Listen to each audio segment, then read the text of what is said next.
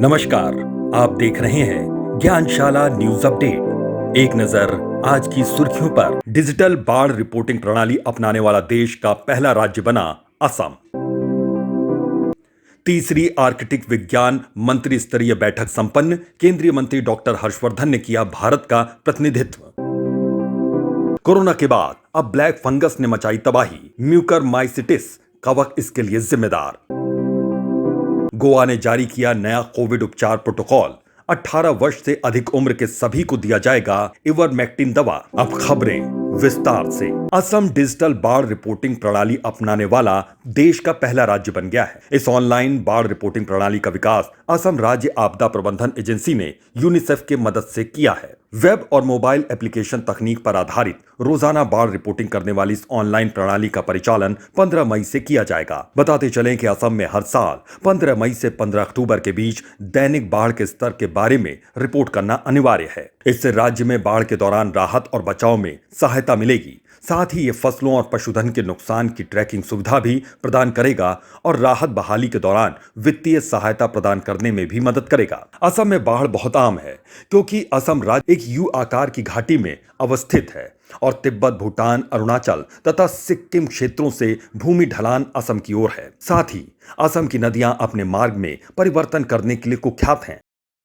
नदियों के किनारे के वृक्षों की कटाई और नदी भूमि का अतिक्रमण, अनियोजित शहरी विकास जैसे मानव जनित कारक बाढ़ की विभीषिका को कई गुना बढ़ा देते हैं।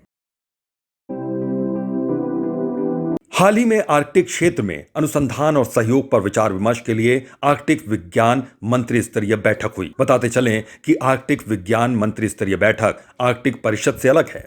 इस बैठक में भारत का प्रतिनिधित्व केंद्रीय मंत्री डॉक्टर हर्षवर्धन ने किया। इस बैठक के आयोजन का उद्देश्य विभिन्न हितधारकों जैसे सरकारों, शिक्षाविदों, नीति निर्माताओं को आर्कटिक क्षेत्र की सामूहिक समझ बढ़ाने के लिए अवसर प्रदान करना है। इस वर्ष के बैठक की theme knowledge for sustainable Arctic था। भारत ने इस बैठक के दौरान आर्कटिक में अनुसंधान और दीर्घकालिक आयोजन के लिए योजनाएं साझा की। भारत ने कहा कि वो सस्टेन्ड आर्कटिक ऑब्जर्वेशनल नेटवर्क में अपना योगदान जारी रखेगा। भारत ऊपरी महासागरीय सतही गतिविधियों और समुद्री मौसम संबंधी मापदंडों की लंबी अवधि की निगरानी के लिए आर्कटिक के खुले समुद्र में मूरिंग की तैनाती करेगा। भारत ने अगले या भविष्य के आर्कटिक विज्ञान मंत्री की बैठक की मेजबानी करने का प्रस्ताव भी रखा। यह तीसरी आर्कटिक विज्ञान मंत्री स्तरीय बैठक थी जिसका आयोजन जापान और आइसलैंड ने संयुक्त रूप से किया। एशिया में इसकी बैठक पहली बार की गई है। 2016 में अमेरिका ने पहली बैठक और वर्ष 2018 में जर्मनी ने दूसरी बैठक का आयोजन किया था। भारत की आर्कटिक क्षेत्र में उपस्थिति 1920 में पेरिस की स्वालबार्ड संधि पर हस्ताक्षर के साथ शुरू हुई। भारत ने 2008 में आर्कटिक क्षेत्र में एक स्थायी अनुसंधान स्टेशन हिमाद्री का निर्माण किया। हिमाद्री नॉर्वे के स्वालबार्ड क्षेत्र में स्थित है। भारत को वर्ष 2013 में आर्कटिक परिषद में पर्यवेक्षक देश का दर्जा प्रदान किया गया। भारत समेत कुल 13 देशों को पर्यवेक्षक का दर्जा प्राप्त है। वर्ष 2018 में भारत के पर्यवेक्षक दर्जे का नवीनीकरण किया गया था। 12 अन्य देशों में जापान, चीन, France, Germany, UK, Italy, Switzerland, Poland, Spain, Netherland, Singapore और दक्षिण कोरिया शामिल हैं। कोविड-19 संक्रमण के बाद ब्लैक फंगस या म्यूकरमाइकोसिस नामक रोग तेजी से फैल रहा है। यह म्यूकरमाइसिटिस नामक फफूंद या कवक के कारण होता है जो हमारे वातावरण में प्राकृतिक रूप से पाए जाते हैं। इसके निशाने पर वो लोग होते हैं जो स्वास्थ्य संबंधी समस्याओं के लिए दवाएं ले रहे हैं, जिनके कारण उनकी पर्यावरणीय रोग जनकों से लड़ने की क्षमता कम हो जाती है। इसी कारण यह कोविड-19 से संक्रमित लोगों को ज्यादा नुकसान पहुंचा रहा है। सामान्यतः स्वस्थ प्रतिरक्षा प्रणाली वाले व्यक्तियों के लिए यह गंभीर खतरा नहीं है। सांस लेने के दौरान कवक श्वास छिद्रों या साइनस तथा फेफड़ों में पहुंचकर गंभीर नुकसान पहुंचा रहे हैं।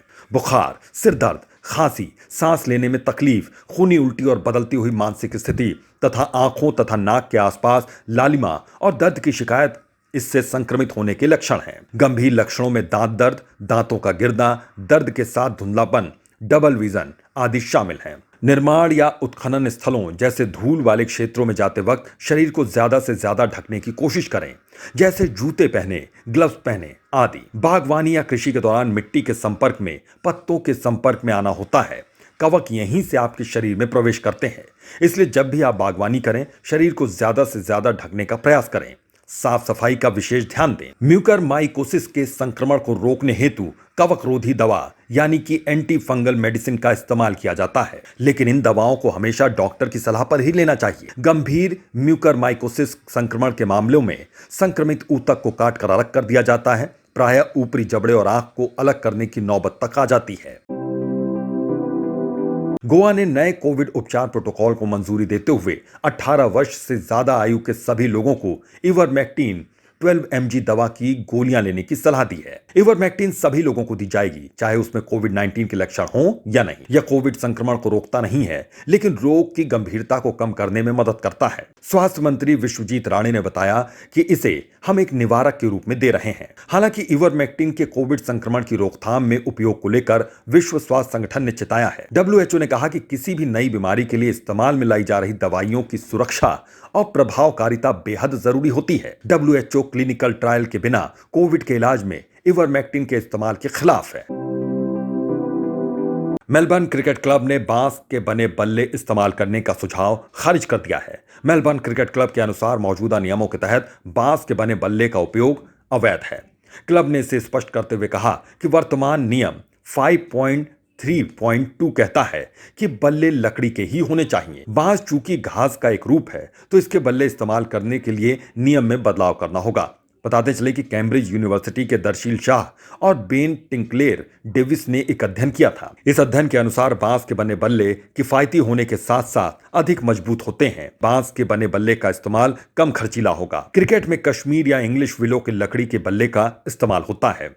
इंग्लिश विलो पेड़ तैयार होने में लगभग 15 साल लगते हैं और बल्ला बनाते समय 15% से 30% लकड़ी बर्बाद हो जाती है, जबकि बांस 7 साल में तैयार हो जाता है और विश्व के विभिन्न जगहों पर बहुतायत में उगाया जाता है। इन्हीं खबरों के साथ आज की अपडेट समाप्त होती है। नमस्कार।